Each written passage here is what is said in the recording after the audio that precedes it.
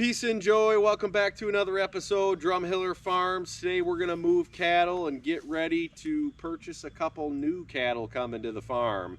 And we're going to be filming the video over the next couple days probably, because we got 4 cows coming to the farm tomorrow. And the next day we're supposed to be picking up 3 steers.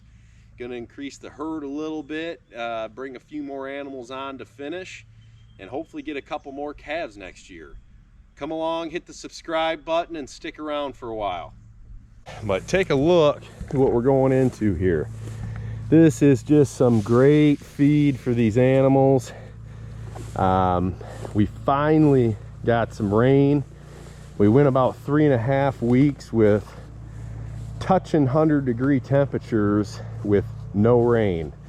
And things were becoming really scary there for a while, because we're working on about a 60+ day rotation and things just weren't growing back. This is our second rotation on this ground here, and you can see there's grass, you know, it's coming up to my chin. Allison's stringing 2 posts or 2 lines at one time here. Some people think we're crazy moving cattle every 12 hours, but you know, Allison and I just came out here and we set up 6 paddocks in a matter of an hour. Doesn't always work out that slick. Some paddocks are harder to set up than others, but you know, when you can come out and set up that many paddocks in an hour, so you get 3 days worth of moves, it's not that difficult. There's tons of clover, tons of alfalfa, orchard, timothy. This is a great field. Actually, this field is where we got our farming start. We took this is our original farm. We took this over about 6 or 7 years ago. It was conventionally farmed. Just the tar beat out of it for years. Nothing ever put back into it.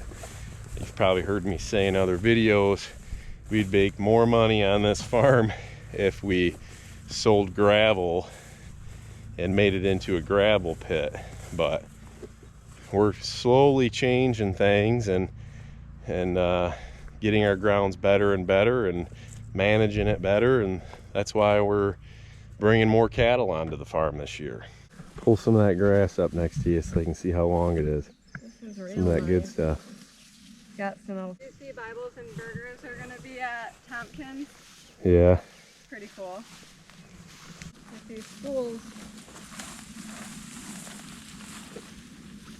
And I know some of these seed heads make a lot of people nervous, but they don't make me nervous at all. I'm not going to come out and clip pastures. If I would have clipped pastures when everybody was telling me to last month, boy, we'd have been in serious trouble, because we didn't get any rain for 3.5 weeks. And we were 90+ degrees every day. So just seems like whenever I've clipped pastures, it's never worked out in my favor. I'm not gonna do it unless I absolutely have to for pasture maintenance, you know, if I need to get rid of some weeds or something like that. But you can clearly see there's no weeds in these fields, so what's the sense of clipping them? All right, guys, it is the next day, and we've gotten about 1.5 inches of rain already, coming out of nowhere here. Neighbor texted me and said, well, we already got 1.25 inches. I said, what? Haven't even seen any rain today. And my shop's no more than 10 miles away from the farm. So this is a good and perfect gift coming from only one person that I know of. And thank you very much. So today we're going to grab these cattle. We're taking a final look at them. Supposedly we're going to get 4 of them. We'll see when we get there. Well, we got the cattle picked up. Turns out I only bought 2 of the cows. We came here to look at 4 of them, and I told them, I said, well, you know, I kind of feel like I'm paying a premium for them, which, hey, you know, I don't feel like he was overcharging me by any means. I'm not saying that. But if we're paying a premium, I might as well get the ones that I actually want. And so the two were really more of the frame of the animal that we wanted. So I called Allison, my business partner, and said, hey, what do you think? And she agreed with me, and I with her. And so we just got the two. Johnny just drove by, and I said, hey, you want to sit up on that hill with your emergency lights on for a quick minute? Because we're going to put these cows right out into the pasture with the rest of the herd. Now, I'll tell you, I wouldn't normally do that with any other cattle that I just purchased. We would quarantine them for a while, but since we know these people and where they came from and their practices, I feel confident that I don't need to quarantine these cattle.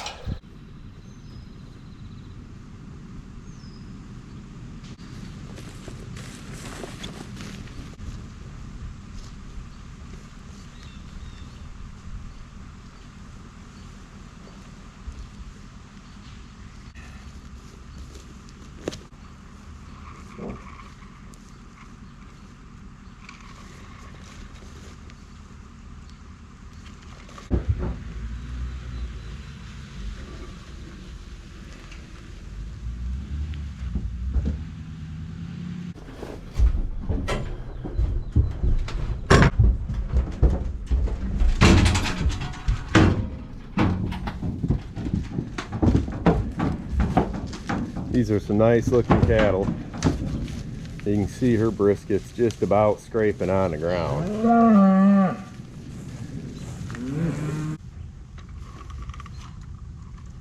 They're trying to figure out where they're at here. New surroundings. Well, that worked out slicker than a button. Cattle that we're supposed to be getting tomorrow, I am definitely going to quarantine them. Even though we have gotten cattle from this producer before, well, I guess by saying I'm going to quarantine them is enough said, right? He just has a little bit different practices than we do. Does grass feed all of his animals. Does not give them any grain, which that I'm 100% sure of. He just raises a little different operation than we do, but has good calves, good stock. So, you know, I got no problem bringing cattle from his farm over to mine. I just like to quarantine them for a little while, make sure that they are healthy, don't have any pink eye or anything silly like that. And like I said before, this producer is that we just got these cows from, I mean, they're practically a neighbor. So running a very similar operation to us. So I'm not afraid to put his cattle right in with mine. Yeah, they're a little bit worked up. You know, new employees at work here, so they gotta figure out who everybody is and such. So it's pretty typical. You guys are about to go into some good grass. Let's just take it easy for a minute here. Best, best.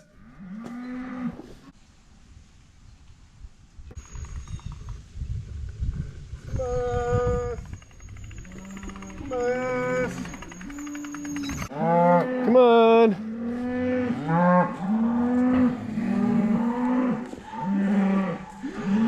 I gotta tell you, this is a little bit of a first here, putting new cattle in a paddock and just taking them right out into the field. Everybody's a little worked up here. Ooh.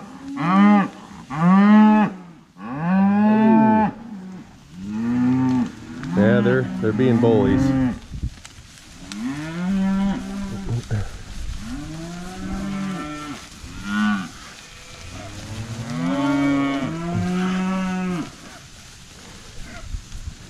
Come on, 6'2", you got some beautiful grass to come into. Beautiful grass.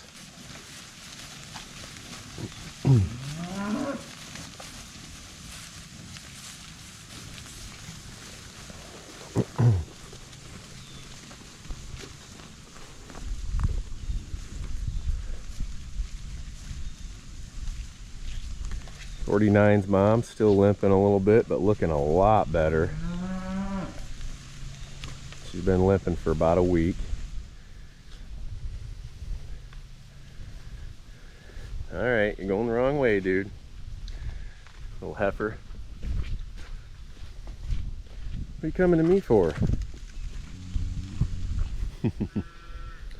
She'll make her way over.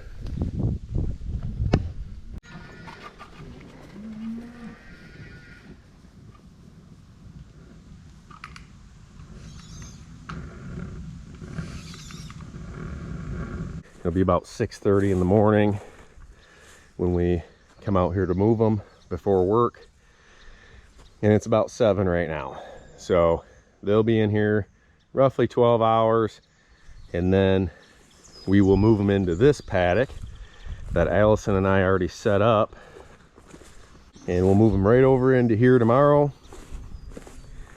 during the day, and then at night over to here, and the following day over there. So it's a constant keeping them on the move. And when you do that, what you wind up with is forage like this. It's the morning, chickens are moved, cows are moved. It is a beautiful, cool morning. First cool morning we've had in probably about 5 or 6 weeks. No humidity, just feels really good outside. Our city business is open till noon today, so I'm gonna go in and hopefully sell some fireplaces, and then we're gonna hit the road to go pick up some steers. And some of you might be wondering, what is the city business? Well, we sell, service, and install fireplaces, stoves, anything from wood, pellet, gas. I got about 50 wood stoves on display here in our showroom, so if you're looking to heat with wood, I'm your guy here in South Central Michigan. I have a whole electric room back here. Come check us out, the Great House, Jackson, Michigan. Allison has her jewelry on display here. So Wild River Bend Rustics, check her out.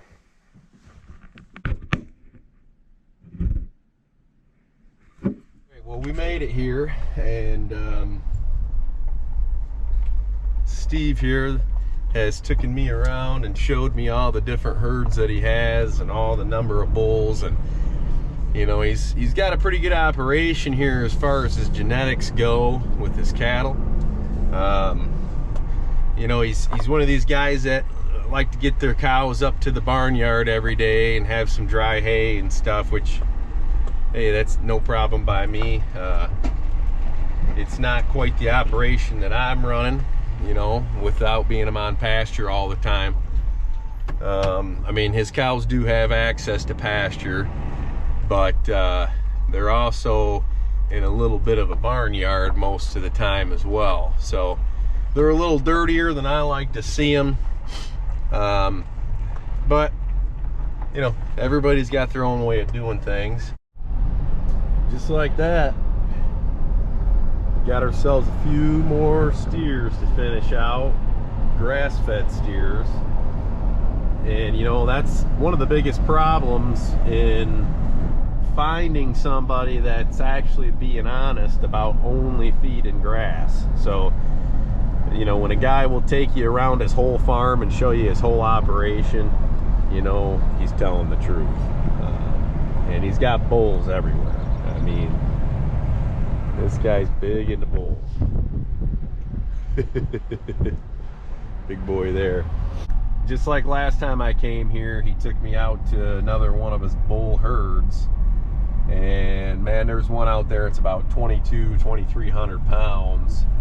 And you know, he took me right out there and he scratched about a half a dozen of them when we were sitting right out there with him. He really likes his bulls, and like I said, he's got about 4 different bull herds, and he does a lot of genetics breeding with his animals, so he's a good source. And they're Murray Gray cattle.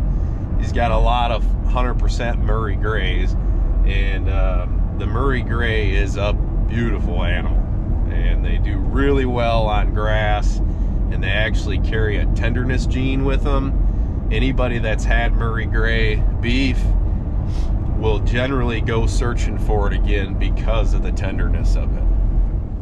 All right, we're back on the farm, and my business partner is checking them out since she wasn't able to see them when we picked them up. Like pretty good steers here. This has been the Hershey Squirt Express the whole way home. A couple motorcycle gangs were behind me, and I don't think they like that too much, but probably want to stand there in that opening. Just, They have nice gut capacity. yeah, they're not bad. A little dirty, but how old did you say? they're a year old.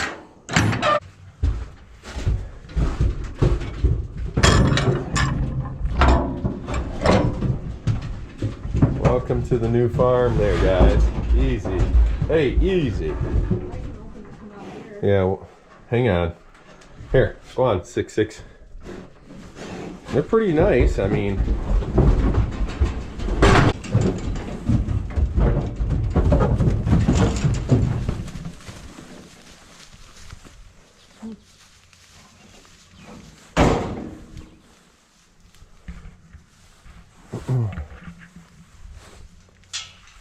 I'll notice there's no more cattle in here. Yeah, you should have been around there for that. I didn't have the camera on, but they jumped the fence and went into the road. One of them did.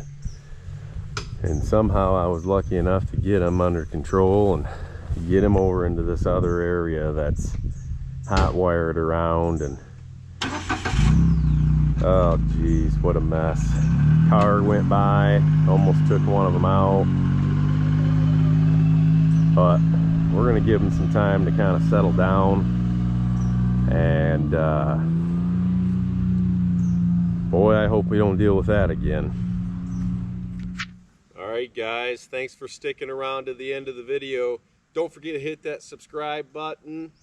God bless. Peace and joy.